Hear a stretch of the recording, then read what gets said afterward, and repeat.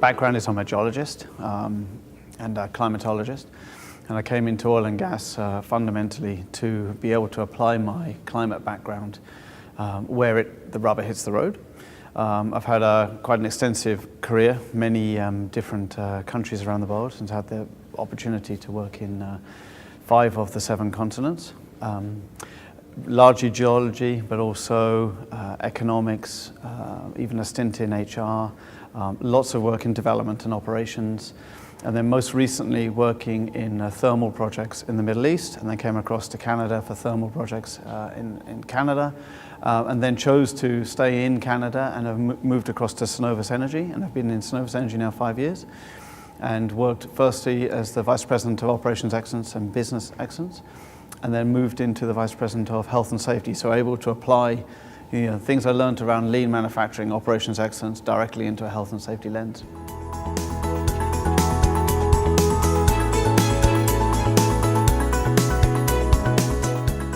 I'm a big supporter of this conference. I think it really is a great opportunity to bring very different people and industries together, but to be able to, for me, to apply it in an oil and gas lens.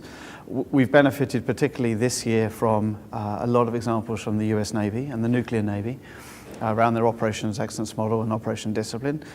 The key thing for me has been the human factors component and thinking about the role of behaviors, procedures, and how people on the front line are interpreting information and bringing in that human component as well as the manufacturing system and the management system approaches, but getting a perspective of how it is actually received and how humans and people respond to information. That for me was the key attraction.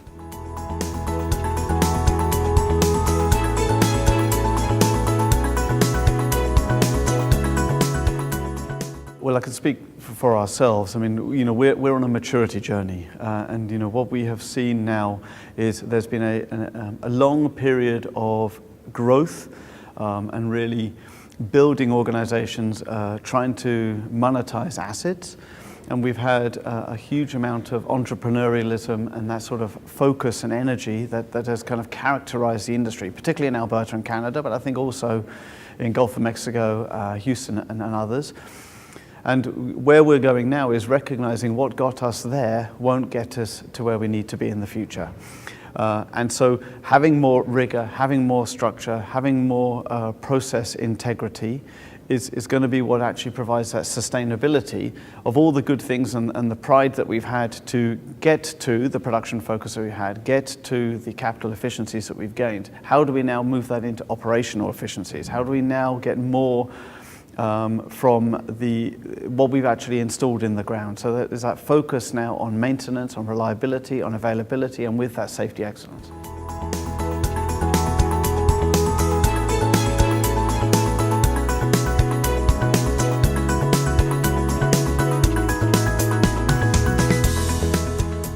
Simply speaking, we have to leverage technology. I mean, we can't be the dinosaur in the room, which traditionally oil and gas companies have been a bit backwards in coming forwards. Mobility strategy, for example, cognitive computing, augmented reality. These technologies are emerging so fast. We have to embrace them. We tend to be an industry with a culture of lagging many other industries. But this is the way people are communicating. If we then overlap that with the demographics of our industry, we are going to have a wave of people leave our organization over the next 5 to 10 years. You've got the millennials coming in on the back end. The only way they communicate is through the digital media, and it is a completely different way of communicating, engaging, training, and giving them the tools that they need to be able to do their jobs and be effective, be safe, and be efficient. So we've got to embrace that. That is going to be hard. I mean, I represent an oil company that works in the north of Canada, and the environment isn't exactly the most hospitable in the world. We have to not only be thinking about mobility solutions that will work in a harsh environment, but at the same time, we have to overcome those, and we have to overcome the communication networks, or whatever that might mean, to get data to where data needs to be. but it's a must-have, not a nice-to-have.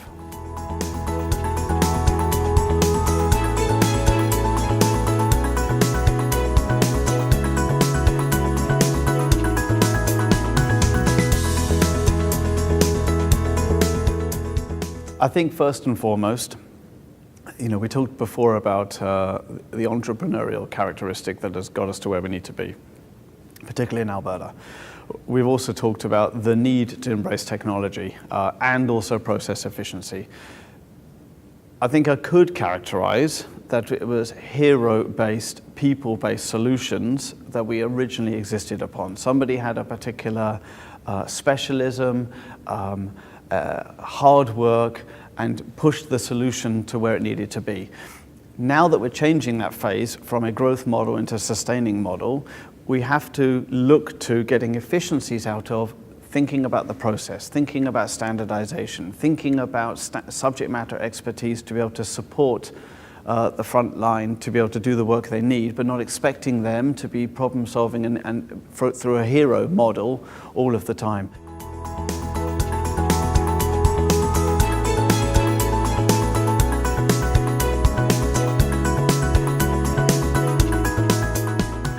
Every year I get something out of this conference. There are always benefits of going to conferences, particularly seeing other case studies from other organizations, whether they be your peers or, which I often enjoy even more, different industry perspectives.